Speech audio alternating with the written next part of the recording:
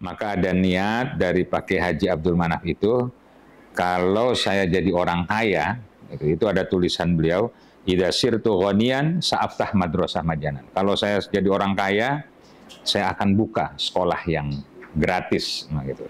Kita ini Darun Najah ini maju itu karena kita sungguh-sungguh. Dengan sungguh-sungguh orang datang kepercayaan.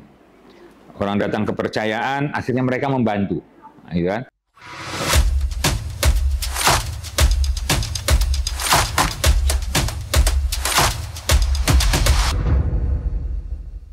Assalamualaikum warahmatullahi wabarakatuh. Halo Sobat Kampung Ilmu, hadir kembali bersama kami di podcastnya Santri TV. Alhamdulillah telah hadir di tengah-tengah kita.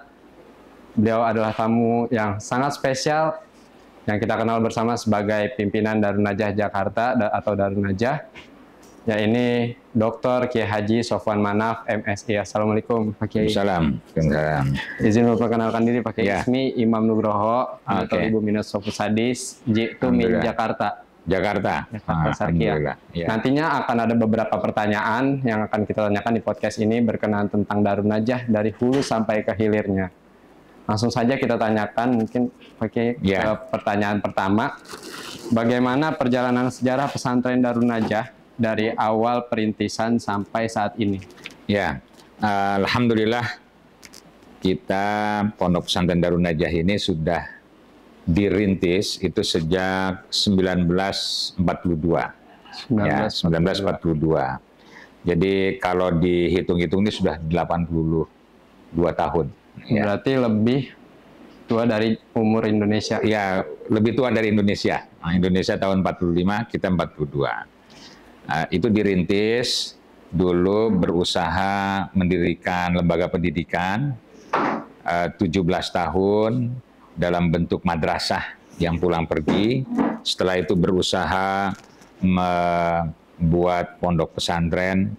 Alhamdulillah dalam perkembangannya sekarang ini kita cukup berkembang dari 600 meter tanah menjadi sekarang Darun Najah ini hampir 10 juta meter tanah.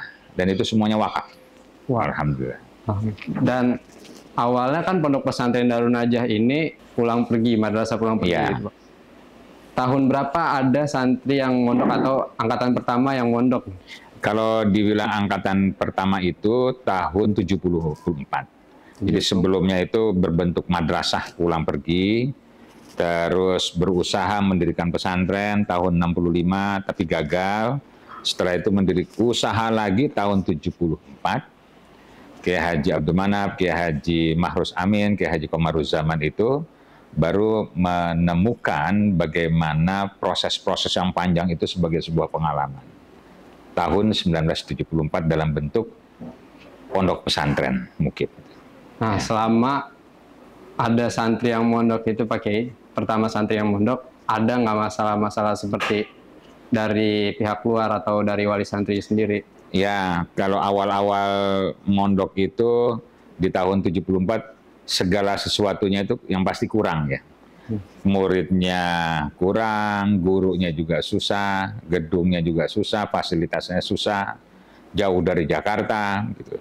Tapi alhamdulillah seiring waktu gitu, tantangan-tantangan tadi itu seiring waktu bertambah. Yang pasti bertambah tantangannya itu, tapi alhamdulillah seiring waktu juga penyelesaiannya juga bisa selesai. Saat itu kira-kira apa yang melatar belakangi dan menjadi motivasi para pendiri untuk membuat Darun Najah? Ya, Kiai Haji Abdul Manaf itu dulu adalah orang yang berekonomi lemah, orang yang tidak mampu. Tahun mereka sekolah itu kan tahun 30, 40 itu merasakan sulitnya untuk sekolah.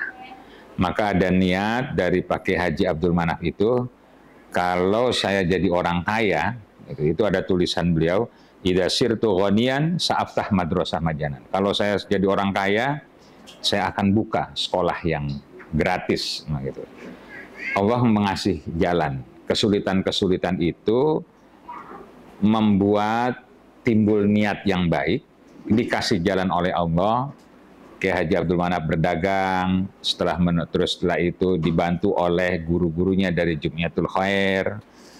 Perjalanan lagi ketemu dengan Gontor tahun 59 gitu. Banyak ditolong oleh orang untuk mendirikan itu. Jadi latar belakang yang pertama itu memang adalah kesulitan dalam mengakses dunia pendidikan. Jadi untuk mempermudah bagaimana masyarakat ini mudah. Yang kedua tentunya adalah dilandasi oleh niat ibadah kepada Allah Subhanahu wa Ta'ala. Dari niat membantu Allah, berdakwah di jalan Allah, segala sesuatu itu dimudahkan oleh Allah. In tansurullah yansurukum wa yuthabbit aqdamakum. Nah itu dulu prinsip-prinsip beliau itu, ya modalnya itu saja sebetulnya gitu. Bukan orang kaya, bukan orang ini, alhamdulillah. Awal masa perintisan sampai Darun Najah sebesar ini, apakah Darun Najah ini bergantung ke pemerintah atau tidak terlalu besar perannya terhadap Darun Najah? Kalau dari peran pemerintah itu yang pasti dari segi keamanan ya, perizinan yang pasti. Dulu Darun Najah itu izinnya itu ke pemerintahan Belanda dulu itu. Terus pemerintahan Jepang. Setelah itu pemerintahan Republik Indonesia. Nah, proses-proses izin itu dipermudah oleh pemerintah. Dalam perjalanannya sekarang ini alhamdulillah kalau dari segi izin tidak menjadi masalah.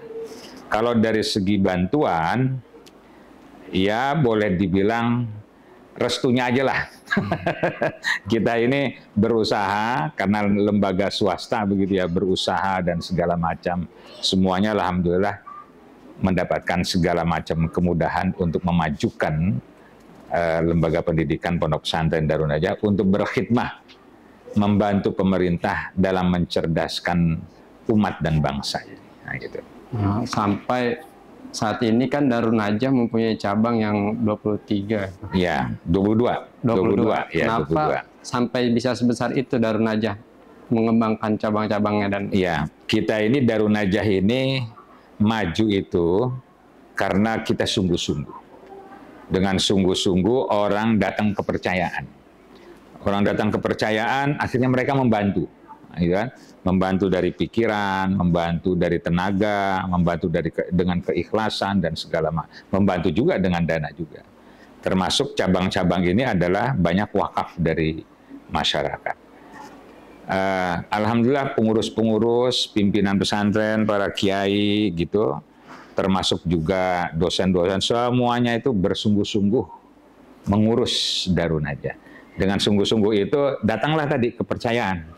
Yang sedikit datang kepercayaan, orang ngasih lagi. Alhamdulillah sekarang 22 cabang pondok pesantren dan 1 universitas Darun Najah. Itu alhamdulillah itu. Rencananya nanti pakai Sofwan, apakah ada universitas yang akan dimekarkan lagi menjadi tidak di Jakarta saja atau seperti Darun Najah saat ini? Iya, cita-cita itu ada. Kita berkhidmat. Tujuannya ini adalah di dakwah di Islamiyah, untuk dakwah. Selama itu kita ada kemauan, selama itu kita ada kemungkinan untuk kita mengembangkan, insya Allah kita kembangkan. Sekarang ini mohon doa universitas ini sudah berdiri sejak dirintis 36 tahun yang lalu. Ya, sudah ada universitas, ada 11 prodi dan segala macam, dan ini nanti insya Allah kita dirikan di daerah-daerah yang tujuannya adalah li'la'i kalimatillah, untuk dakwah Islamiyah, pasti itu. Dalam proses hikmah para guru juga Ustadz-Ustazah, ada moto untuk hikmah atau bagaimana Pak Kiai? Ya, yang kita ini motonya itu intan surullah yansurukum wa yuthabbit aqdamakum. Kalau kita menolong di jalan Allah, berkhidmah di jalan Allah gitu kan, bersungguh-sungguh begitu.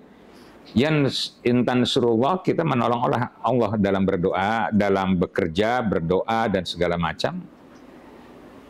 Insya Allah Allah akan mendatangkan segala kemudahan, dan kemudahan-kemudahan inilah menjadi berkembang, yang ada ini bisa berkembang dan segala macam. Jadi Darun Najah berkembang ini berkat pertolongan Allah. Dari pertolongan Allah, berkat keikhlasan para wakifnya, berkat juga keikhlasan para orang-orang, para santri, para guru, para dosen, semuanya ini untuk fokus berjuang membesarkan Pondok Pesantren Darun Najah. Dengan membesarkan Darun Najah, juga menolong di jalan Allah, berdakwah di dalam Allah. Dan ini juga bagian daripada politik pendidikan, daripada juga perjuangan fisabilillah, begitu. Moga-moga Darun Najah bisa berkembang. Amin. Amin. Jadi kembali lagi ke pendiri Pak Kiai. Jadi peran apa saja yang dilakukan oleh para pendiri untuk mendirikan dan mengembangkan Darun Najah hingga Darun Najah sebesar ini? Kalau dilihat landasan pertama ini karena keikhlasan. Jadi kesungguhan, keikhlasan, gitu kan ya. Beliau itu boleh dibilang tidak ekonomi terbatas, pengetahuan terbatas, begitu. Network boleh dibilang juga terbatas juga. Tapi karena kesungguhan, sungguh-sungguh keikhlasan. Allah ngasih jalan dari orang yang tidak mampu menjadi mampu. Nah, hasil kemampuan ini diinfakkan lagi, diwakafkan lagi, orang percaya lagi, terus berkembang dan berkembang. Jadi kalau saya melihat karena keikhlasan wakifnya, karena keikhlasan semua orang yang berjuang, nah ikhlas ini berdampak tadi sungguh-sungguh, gitu kan ya, dan segala macam. Insya Allah. Ada yang kita tahu kan pesan dari salah satu pendiri, yaitu Kiai Haji Ma'ruf Amin, dia pernah mengatakan saya akan membuka 1000 pesantren. Iya. Jadi 1000 pesantren itu apa 1000 Darun Najah atau bagaimana? Itu mimpi Kiai Haji Ma'ruf Amin, memberikan motivasi kepada kita semuanya untuk tadi ya, mulai dari sungguh-sungguh, yang pasti ini harus dengan sungguh-sungguh. Sementara ini kita untuk cabang Darun Najah itu 22 dengan universitas. Nah, dari yang ada ini kita bantu pesantren-pesantren lain. Nah, nanti dari pesantren lain dia berkembang terus, mimpinya 1000 pesantren. 1000 Darun Najah. Tapi 1000 Darun Najah. Yang baru bisa kita lakukan sekarang ini 22 Darun Najah dan 1 universitas. Insya Allah alumni-alumninya akan mendirikan lembaga-lembaga pendidikan bagian daripada yang mimpinya pendiri Kiai Haji Ma'ruf Amin itu untuk masa depan Darun Najah. Amin. Ya, amin. Moga-moga juga alumni-alumninya ini juga bisa mendirikan lembaga pendidikan. Amin. Ya, amin, amin. Selama Darun Najah berkembang luas ini, berkembang pesat dan banyak cabangnya, boleh dibilang Pak Kiai, apa saja tantangan yang dihadapi ketika mengembangkan Darun Najah? Ya, kalau mendirikan pesantren itu kita perlu orang 1 orang atau 2 orang atau 3 orang. Tapi setelah berkembang pesantren itu memang perlu adanya peningkatan kualitas. Tantangan yang nomor 1 ini adalah sumber daya manusia. Sumber daya manusia, tapi kita tidak boleh nyerah. Ya, kualitas sumber daya SDM kita ini kita rasakan kurang, terus kita latih lagi gitu. Yang kedua adalah pembangunan infrastruktur. Nah, pembangunan infrastruktur juga tergantung kepada SDM, tergantung juga kepada pendanaan.